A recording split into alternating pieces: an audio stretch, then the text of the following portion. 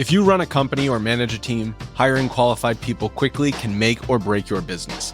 Imagine a position of need going unfilled for weeks or even months because you just can't seem to find the right candidate. When it comes to hiring, Indeed is all you need.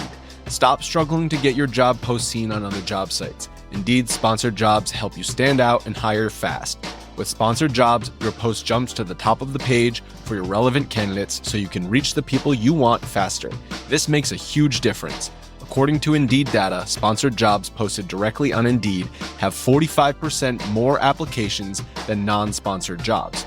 Plus, there's no monthly subscriptions, no long-term contracts. You only pay for results on your job post. Just in the last minute that I've been talking to you, 23 hires were made on Indeed, according to Indeed data worldwide. Now that is fast. There's no need to wait any longer. Speed up your hiring right now with Indeed. Listeners will get a $75 sponsored job credit to get your jobs more visibility at Indeed.com/BWN. Go to Indeed.com/BWN right now to support this podcast. Indeed.com/BWN. Terms and conditions apply.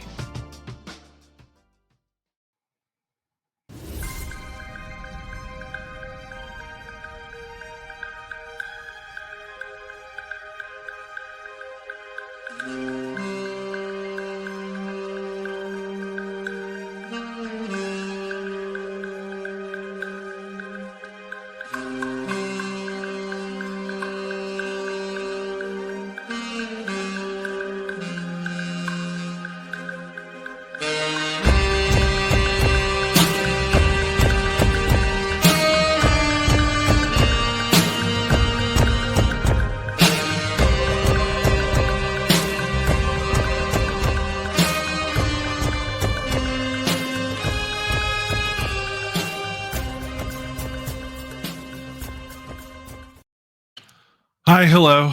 It's Josh Bowe for Pod Maverick. As you can tell, if you're watching live, listening live, or watching on our YouTube feed, I am alone. Usually when I'm the first one to talk, that's usually also a good indicator. No Kirk tonight. As you guys know, he's still recovering. He had a car accident on Saturday, but he's doing well. No rest for the weary. It looks like he's got a pretty nasty virus that's going through his house as well. So he needs to rest up. He needs to take an extended leave here just to get him feeling better. I don't want him doing podcasts when he's feeling sick and trying to recover from everything he's got going on. So it's just me. And to be honest, up until about, the fourth quarter, whenever it happened, I was ready to come here and talk for 25, maybe 30 minutes as best I could by myself about this game, talk about the game, and do my best to talk about what was on the floor. But after what the Mavericks organization did tonight, I just kind of want to say my piece about how the organization is acting right now and then kind of get out of Dodge. For those that don't know, the Mavericks, since they've traded for Luka, they've only played, or since they traded Luka away to the Los Angeles Lakers last week, they've only played 2 home games. Saturday against the Rockets, Anthony Davis's debut, and then Monday night tonight against the Sacramento Kings. In those 2 home games, they have not allowed any types of signs or jersey modifications in the building that would show any displeasure or dissent towards general manager Nico Harrison or the Mavericks organization. Obviously, vulgarity and stuff like that is pretty understandable, but they weren't even letting in Fire Nico signs. They weren't even letting in people like duct taping over Luka's name on their jersey. They weren't even letting people, wear Fire Nico shirts. Like, stuff that is relatively harmless in the grand scheme of things. They weren't even letting that stuff in. They were not showing fans on the Jumbotron. And that continued into this game. They weren't allowing any type of signage, negative signage or gear. They were not showing fans on the Jumbotron. They finally did a karaoke segment on the Jumbotron, and one fan mouthed Fire Nico. And of course, the camera immediately pans out and tries to switch to someone else. That same fan then somehow, I think he snuck in a poster board sign that said Fire Nico. It was two signs. One said fire, the other one said Nico. Held it up during the fourth quarter, I think. And not only did that fan get his sign confiscated, he was ejected from the game, as best as I can tell. I don't know if he was actually ejected from the building, but he was removed from his seat. And I think it's frustrating because obviously fans are going to be emotional about this for a variety of reasons that we've talked about. But I don't know if the Mavericks have heard of the Streisand effect. Does someone need to send them the Wikipedia article on it? I've got time. I could do it. Do they not understand that doing this kind of stuff is making it harder for the fan base to move on and to accept things? Because you're just pissing people off, and I don't understand the end game here. The Mavericks as an organization need to grow a spine and stop being so fucking cowardice over this from a decision that the organization made. Now, granted, the ushers and the game operations people that are enforced, I doubt it's coming. This is coming from the top down. This is absolutely coming from either Nico or the ownership that's saying, hey, game ops people, don't show people on the Jumbotron, remove all the posters, remove the signs, because I doubt ushers really want to spend time doing this, by the way. So don't blame the arena workers that are being told to do this kind of stuff. It's obviously coming from the top down. But you do not make this situation better by antagonizing your fans. You made the decision to trade Luka Doncic to the Lakers. Luka did not ask out. Your hands were not tied. You made this decision. Nico Harrison, ownership, Mavericks leadership, however that is. They made that decision. Live with it. Own it. If you don't want to, why the hell did you make the trade in the first place? Clearly, you believe that this would make your team and your organization better, but you're hiding behind it like a bunch of cowards, like you got forced by gunpoint to send Luka to the Lakers. And it's annoying. In the grand scheme of things, this stuff doesn't matter, but this is annoying. And I want to move on from this. I want to stop talking about it. I don't want to tell fans to not stop talking about it. Fans can be as mad about this as long as you want. I want to make that perfectly clear. I want to stop talking about it because I like talking about the basketball. I understand why some fans want to keep talking about it, and they should. They should talk about it as long as they want. It's well within their right. But for me, for doing this job that I have, and I gotta cover every single one of these damn games, and I gotta get on a camera, get on a microphone, I gotta talk about it. It's not that hard work. Don't misunderstand that. But when you work a job 9 to 5 during the day, and then you gotta come on, you gotta watch the game, and then I gotta do this. I want to do the part that I enjoy, which is talking about the game, talking about what's happening on the floor, talking about the basketball. And I can't because the Mavericks don't want to let this go. I can't because they want to keep antagonizing their fan base and making things worse. Take it on the chin for a couple of weeks. It's going to suck. Yeah, your ego's going to get a little bruised. You're going to see some signs. You're going to see some fire. You're going to see some stuff that's not nice. You're going to get some boos. You're going to get some chants. Let the fans get it out of their system. Because here's the thing. While most of the fan base is not going to get over what you did, trading Luka Doncic to the Lakers when Luka did not want to ask out, did not want to leave, they're not going to get over this for a very long time. But what's going to happen, and I guarantee this is going to happen, is that the in-arena experience will be fine after a little bit. This will not continue for weeks and weeks and weeks or months or years. Because basketball is a luxury. Trust me, buying basketball tickets right now, that's not even something I can do right now. Like, I'm sure there's a lot of people right now, when they're looking at their budgets, basketball tickets does not fit into it, considering how expensive everything else is in the world right now. So the people that are buying tickets to go to a basketball game, the majority of them going to a Mavericks game, they want to just go to the game, watch basketball, have a good time. That's it. because because people are not going to throw away their hard-earned money when things are so expensive as they are right now to go to a game and then protest it. Some people are, absolutely. This fan that brought in those signs, people are going to do it. But you can fit 20,000 people in the arena. I guarantee you the majority of them just want to go there and watch basketball and have a good time. As hurt and as heartbroken as the fan base is right now, I guarantee you the people that are paying for tickets just want to watch the game. And instead, you keep doing these Bush League coward moments. You're kicking out fans for holding up signs with no vulgarity on them, by the way. Fire Nico. Who gives a shit? It's like the most innocent criticism you can have as a professional general manager of a pro sports team. And you can't even handle that. And all you're going to do is you're going to piss off the fans. And that's what we're talking about now. That's all everyone wants to talk about on Twitter. That's all anything wants to talk about me in my mentions. And now I have to talk about this. And it sucks. And I hate it.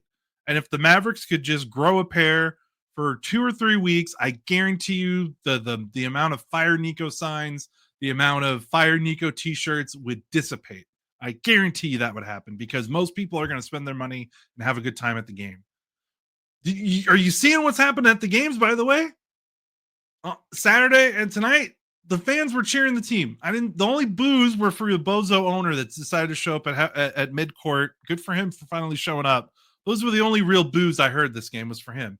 Cheering on the players, standing ovations every time the Mavericks made a run. And you know what is pissing me off even more about this is I have to talk about this, and the Mavericks are bringing it upon themselves, is that this Mavericks team is fighting their ass off right now. They have not given up on their season.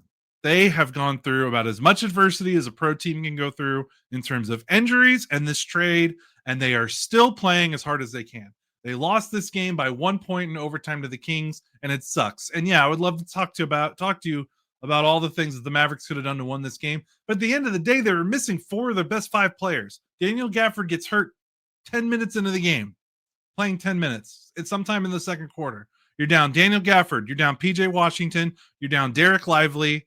You're down Anthony Davis. 4 of your 5 best players, 3 starters, 4 your 4 best defenders, by the way.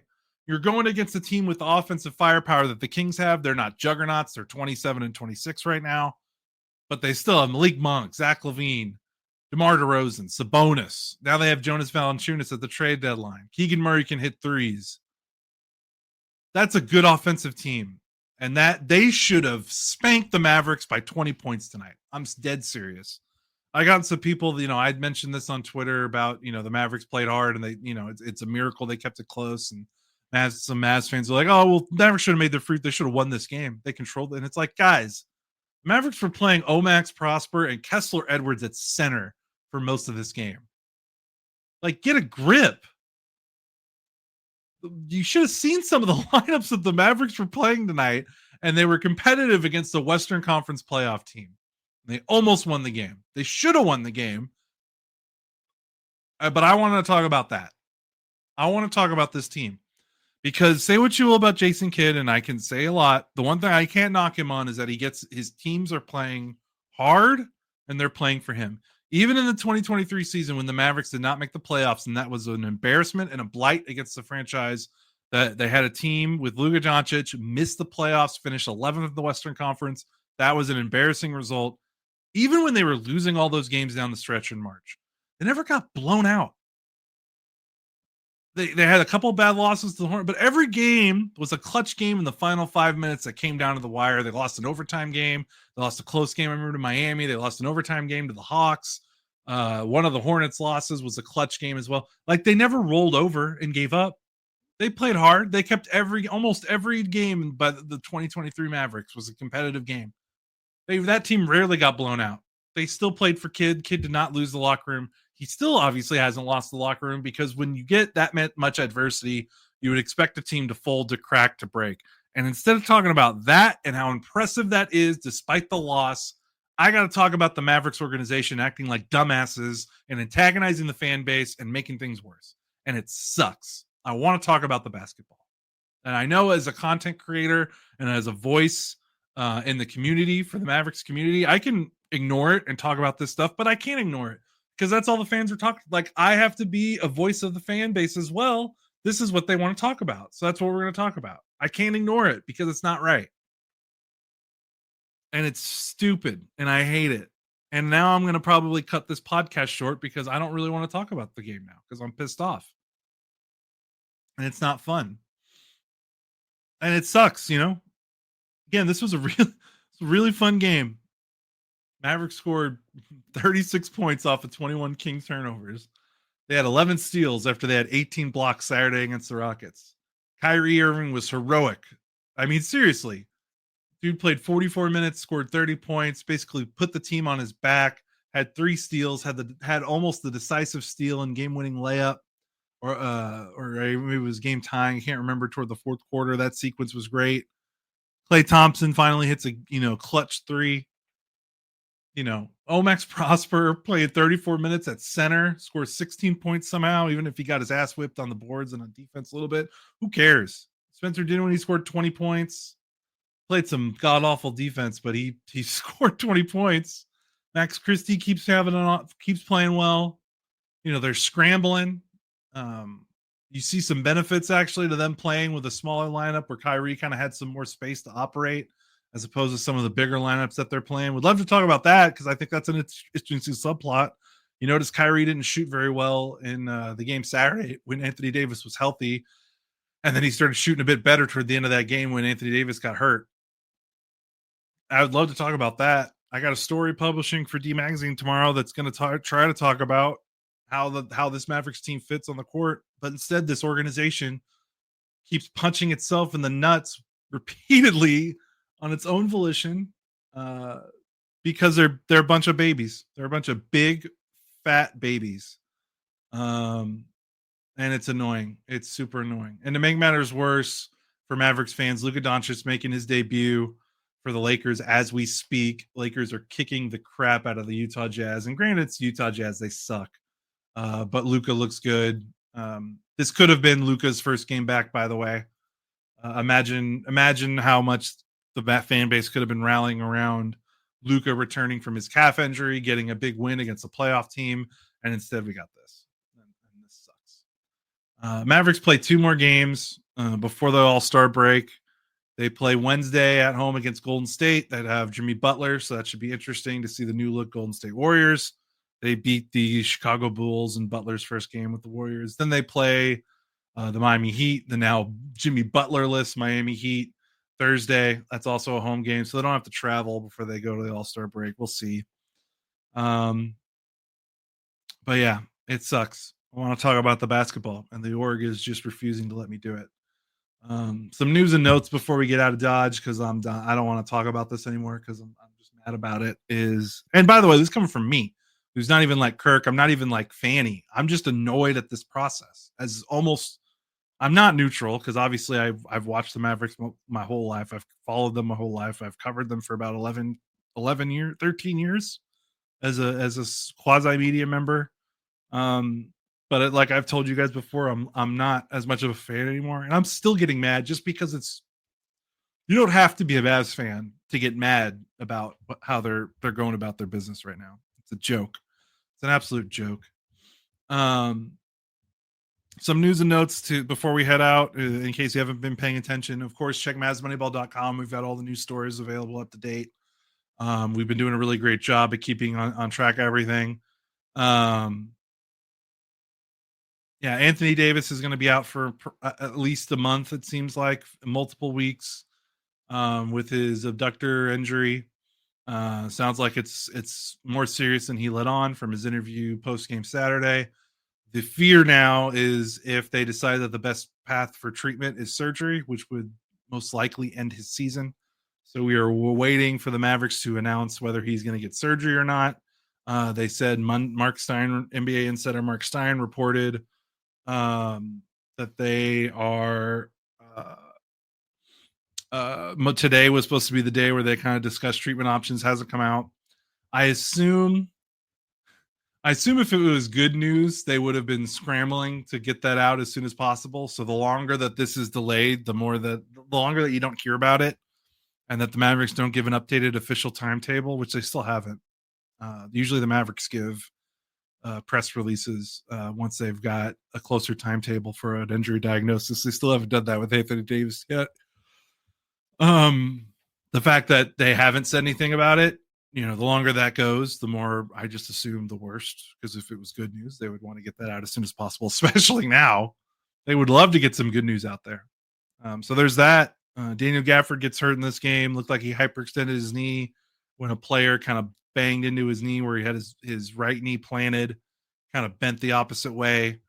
Hopefully there's no structural damage there. I've seen that play happen in basketball a lot, and it hurts and it looks gnarly, but players will come back in like 2 to 3 weeks, which obviously the Mavericks can't really afford because they're not going to have a center. They're not going to have a center for 2 to 3 weeks because Davis is going to play. Lively's not back till April. Gafford was the only real center on the roster, so they're going to have to figure out. I would assume Gafford's not playing before the All-Star break. They're going to have to find out how to play these next 2 games for 48 minutes without a real big man, unless they decide to brush off more Kyler Kelly, but I don't think they are. Excuse me. So yeah, that's kind of the news coming out today. And yeah, we will trudge on. And the other news is Kyrie Irving is an all-star. He, ironically enough, is the injury replacement for Anthony Davis. So Kyrie makes the all-star game, which he probably should have already made before. It was kind of crazy that he got left off with the numbers he was putting up. But he will make it. All's well that ends well. So that's about it. 20 minutes. I can't talk anymore. We love to talk about how fun this game was to watch at times. It was a very entertaining game, but the Mavericks just keep shooting themselves in the foot willingly, by the way. I don't even know if you call it shooting yourselves in the foot like they want to do. Like this, they think this is the right thing to do. And that makes it even all the more embarrassing. So no post-game live show for me. Hopefully Kirk will be feeling better. But honestly, guys, I think Kirk, I'm not a doctor, but I would recommend that Kirk stay off his feet, Mavs work-wise, till sometime after the All-Star break. So I would imagine Wednesday against Golden State and Thursday against Miami. I will probably still be doing these solo podcasts. I will push for that because I want Kirk to rest and get healthy. I don't want him to force himself to come back when he's not feeling well. So everyone, good thoughts for Kirk as he's on the mend, and hopefully he'll feel better soon. We'll be talking to him again. But I'm going to bounce out. Go to MavsWinningBall.com for all our post-game content. We will surely have a news story about this fan getting kicked out. I think our team is writing on it right now. This is Josh Bowe, Pod Maverick After Dark. You guys take care of yourself, stay safe, and we will talk to you guys Wednesday after the Golden State game.